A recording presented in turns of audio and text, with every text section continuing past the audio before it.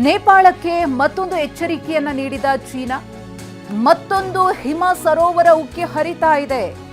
Nepal China ಗಡಿಯಲ್ಲಿರುವಂತಹ ಕೃತಕ ಸರೋವರ ಇದು. ಕೃತಕ ಅಣೆಕಟ್ಟಿನಲ್ಲಿ 2.5 ಕೋಟಿ ಲೀಟರ್ ನೀರು ಸಂಗ್ರಹ.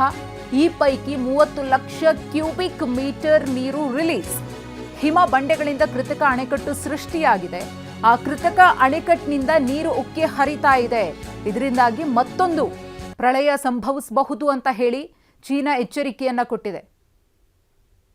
ಆ ದೃಶ್ಯಗಳನ್ನ ಕೂಡ ಗಮನಿಸ್ತಾ ಇದ್ದೀರಿ. ಯಾವ ರೀತಿಯಾಗಿ ಹಿಮ ಕರಗಿ ಹಿಮ ಕುಸಿತವಾಗಿ ಈ ಜಲಪ್ರಳಯ ಸೃಷ್ಟಿಯಾಯಿತು ಅಂತ. ಆರಂಭದಲ್ಲಿ ಎಲ್ಲರೂ ಕೂಡ ಅರ್ಥ್ಕ್ವೇಕ್ ಅಂದ್ಕೊಂಡಿದ್ರು, ಭೂಕಂಪ ಅಂತ ಅಂದ್ಕೊಂಡಿದ್ರು. ಅದಾದ್ಮೇಲೆ ಇದಕ್ಕೆ ಟ್ವಿಸ್ಟ್ ಸಿಗುತ್ತೆ. ಇದು ಭೂಕಂಪ ಅಲ್ಲ, ಇದು ಜಲಪ್ರಳಯ, ಹಿಮ ಕುಸಿತ, ಭೂಕುಸಿತ ಅಂತ ಹೇಳಿ. ಆ ಪ್ರದೇಶವನ್ನ ಗಮನಿಸ್ತಾ ಇದ್ದೀರಿ. ಎಲ್ಲಿಂದ ಅದು ಕೊಚ್ಚಿ ಬಂತು. ಕೊಚ್ಚಿ ಬಂದು ಸುಮಾರು 40 ಕಿಲೋಮೀಟರ್ ವರೆಗೂ ಕೂಡ ಇದೇ ರೀತಿಯ ಚಿತ್ರಣ.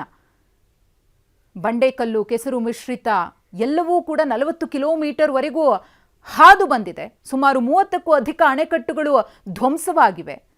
ನೂರಾರು ಮಂದಿ ಪ್ರಾಣ ಕಳ್ಕೊಂಡಿದ್ದಾರೆ, ಸಾವಿರಾರು ಮಂದಿ ಕಣ್ಮರೆಯಾಗಿದ್ದಾರೆ. ಈಗ ಮತ್ತೊಂದು ಎಚ್ಚರಿಕೆಯೂ ಕೂಡ ಸಿಕ್ಕಿದೆ.